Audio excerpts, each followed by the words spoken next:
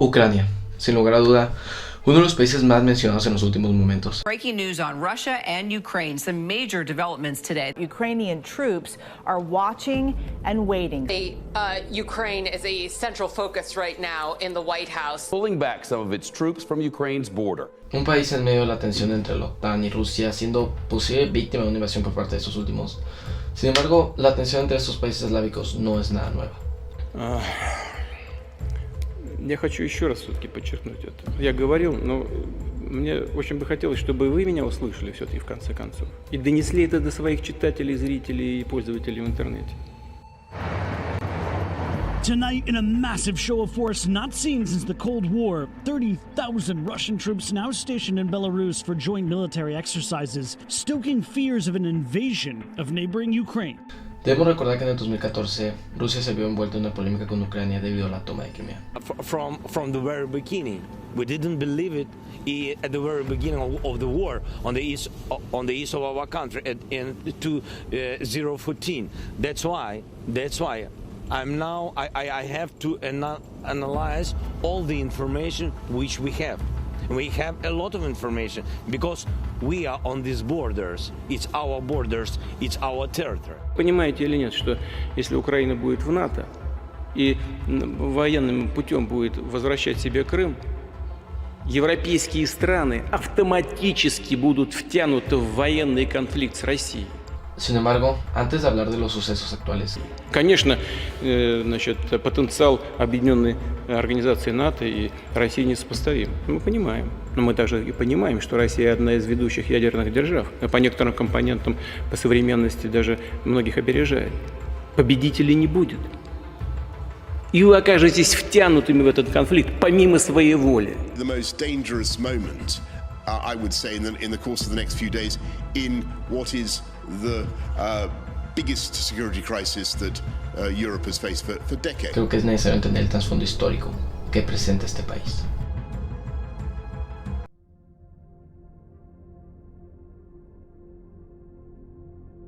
Así es, Feli, muy buenas tardes. Definitivamente las noticias son confusas. Por un lado hay esperanza, pero por el otro lado aumenta la preocupación en torno a esta posible invasión de Ucrania. Rusia anuncia su retirada en la península ucraniana de Crimea. Las unidades concluyeron los ejercicios militares y regresan a sus cuarteles permanentes.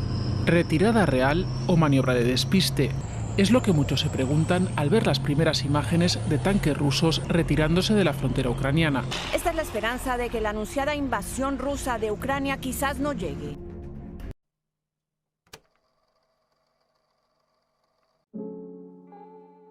¿Qué fue lo que pasó? Seamos sinceros, de la noche a la mañana tuvimos un bombardeo enorme o masivo de noticias que cubrían acerca de una posible invasión a Ucrania por parte de Rusia, de un conflicto bélico que se pudiera suscitar entre la OTAN y Rusia, y nuevamente de la noche a la mañana recibimos las noticias que acabamos de ver. Todo fue un despliegue militar de entrenamiento por parte de Rusia. No hay nada de qué preocuparnos, la situación ya se mejoró. Independientemente de los sucesos que van a estar cambiando en estos últimos días, esta situación nos hizo prestar atención a un país del cual la mayoría de la gente no ha oído hablar o no ha prestado la atención necesaria: Ucrania. Pero ¿cuál ha sido la historia de Ucrania y las razones por las cuales se vio envuelta en esta tensión?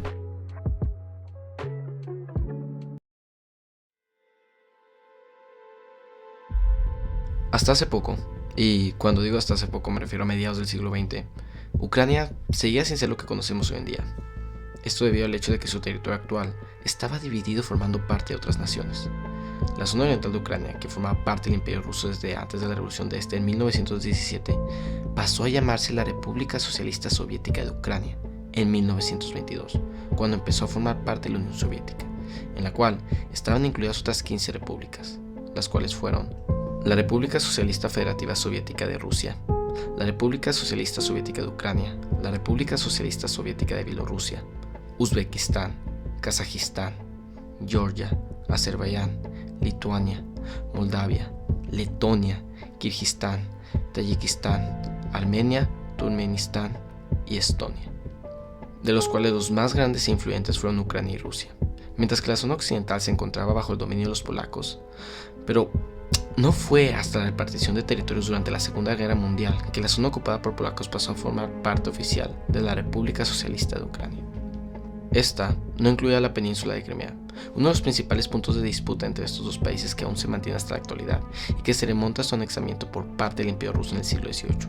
Sin embargo, en 1954 pasó algo interesante. El entonces líder de la Unión Soviética, Nikita Khrushchev, decidió que el territorio de Crimea pasaría a formar parte de los ucranianos, pero sin perder el enfoque del manto soviético. Так что вы, господа, укайте, да оглядывайтесь. Мы вас не добили под Сталинградом, на Украине, в Белоруссии.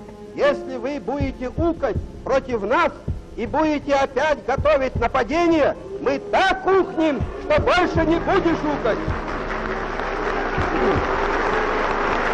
Sin embargo, en 1991 se produce el colapso de la Unión Soviética y Ucrania pasaría a ser un país independiente, que siguió relacionándose con otras partes de Occidente hasta que en el 2012 estuvo a punto de celebrarse un acuerdo de asociación entre Ucrania y la Unión Europea. Sin embargo, esto no fue muy bien visto por el presidente ruso, quien estuvo metiendo presión hasta el punto de que cuando se iba a firmar la unión en noviembre del 2013, el entonces presidente de Ucrania, Viktor Yanukovych, suspendió el acuerdo. Razón que dio lugar al suceso histórico en el cual miles de ucranianos salieron a exigir una reconsideración de unión con la Unión Europea en la Plaza de la Independencia de Kiev. Debido a todas las tensiones políticas y sociales que enfrentaba el país, el entonces presidente huyó de este, y los rusos vieron una excelente oportunidad en esta crisis para poder apoderarse de Crimea, la cual es una de las razones entre las actuales tensiones entre la Rusia y OTAN. Después de esto, se decidió expulsar a Rusia del bloque G8, en el cual se encuentran los países más industrializados del mundo, y la Unión Europea decretó unas duras sanciones económicas que aún continúan hasta la fecha de hoy. Pero para los rusos, y en especial para el presidente, esto no fue una invasión, fue una recuperación.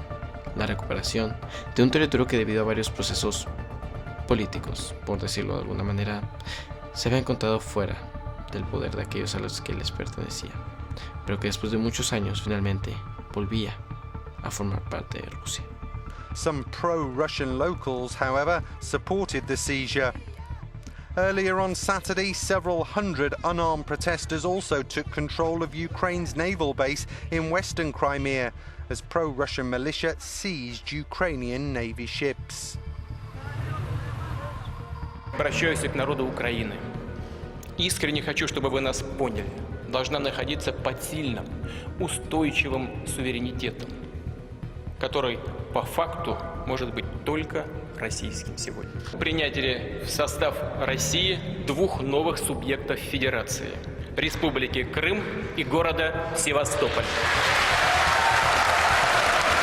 А также ратифицировать подготовленный для подписания договор о вхождении Республики Крым и города Севастополь в Российскую Федерацию. Не сомневаюсь в вашей поддержке.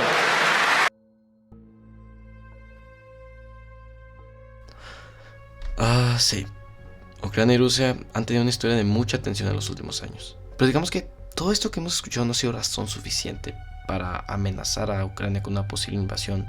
Además del hecho de que recientemente Ucrania ha dicho abiertamente que quiere formar parte de la Organización del Tratado del Atlántico Norte, o como es más conocido, la OTAN.